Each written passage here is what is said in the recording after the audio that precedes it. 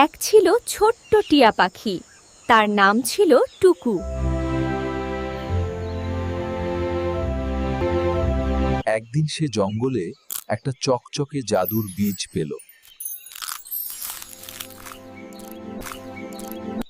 টুকু বীজটা মাটিতে পুঁতে দিল আর প্রতিদিন পানি দিতে লাগলো। কিন্তু গাছটা খুব ধীরে বড় হচ্ছিল। টুকু একটু বিরক্ত হয়ে গেল।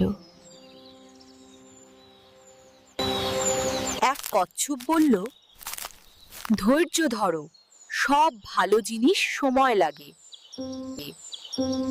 কিছুদিন পর গাছে সুন্দর রঙিন ফল ধরল।